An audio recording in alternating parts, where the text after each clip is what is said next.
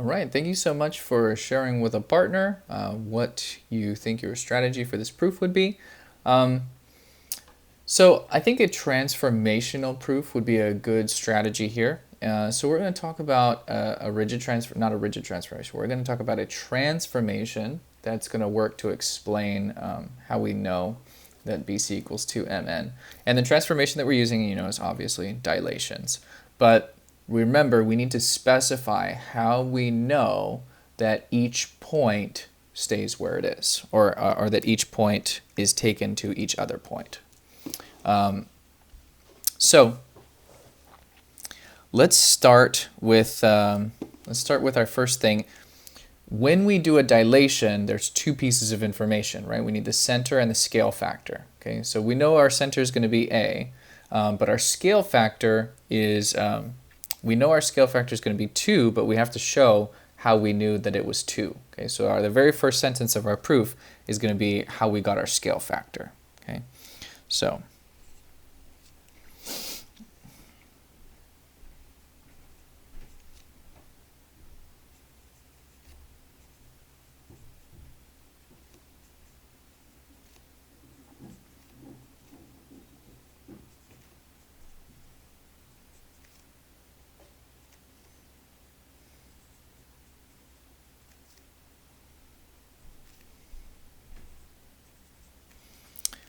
Okay, so I'm going to abbreviate a little bit, but basically by the definition of a midpoint, AB equals 2AM. Or in other words, this long distance right here, AB, is twice of this shorter distance. That if I take this AM and I multiply it by 2, I get AB. Okay, so that's how we knew what our scale factor was going to be. Our scale factor was going to be 2. Okay, so now we're going to dilate, right? So we're going to dilate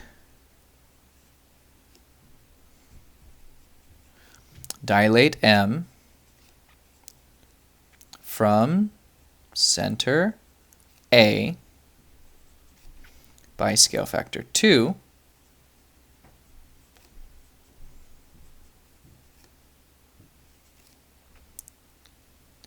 and M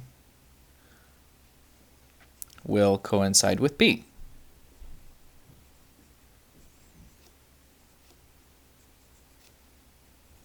Because it is on the ray through M from A, and it's going to be a distance of twice whatever AM is.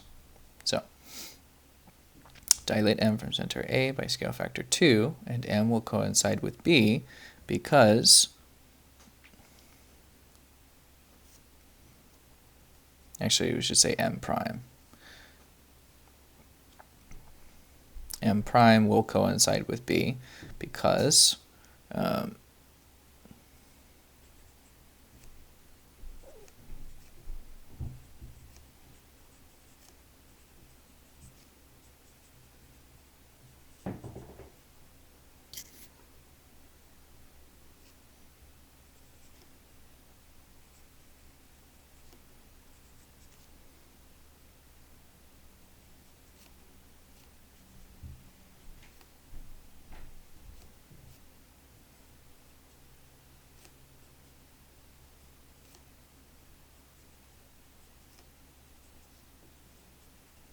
okay, so basically this is just a really fancy way of saying we know for sure that if I dilate M from A by a scale factor of 2, it's going to be on the ray from A to M, so it's going to be going in that direction, and we know the distance is going to be whatever that distance from A to M is times 2.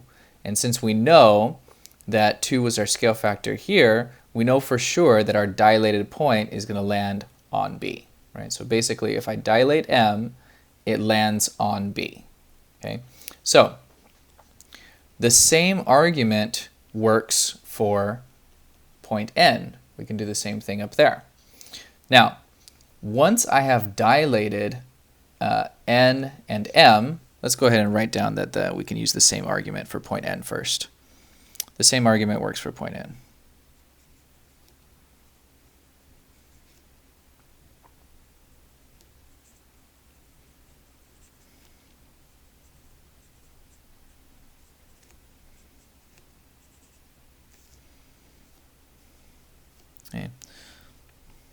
Okay, so this is basically just saying that n prime after a dilation from A by a scale factor of 2 will coincide with C.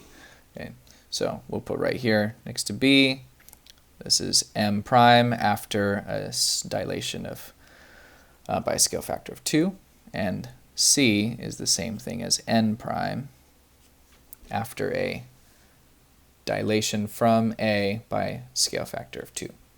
Okay, so now we've got our dilated triangles. So now once we know that these triangles are dilated, we can apply properties of dilated figures, right? So that all corresponding sides are proportional, or all corresponding lengths are proportional to the scale factor. So this is basically that formula that we had earlier in our previous lesson, or 2 lessons ago, where we said we take any length, right? We take any length and we multiply it by a scale factor to get any corresponding length. Length 1 times a scale factor of k equals length 2. So we're going to say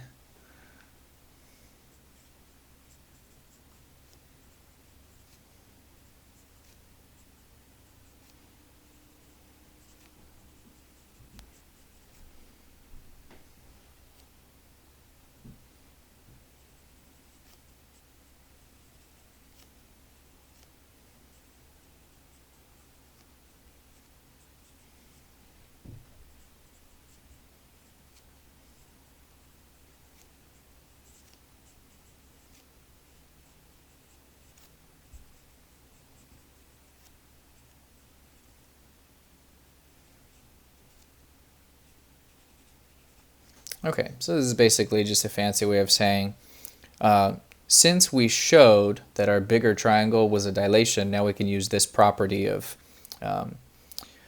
dilations, which says that we take a line segment and we dilate it by a scale factor, and the scale factor is either going to make it longer or shorter. Remember, it's longer if it's more than 1, and it's shorter if it's less than 1, in whatever this ratio is, right? So since this is 2, that means I'm going to take line segment MN and multiply by 2 to get BC, right? So this is the same scale factor that we used for the other side, so it's actually going to work for all 3 sides.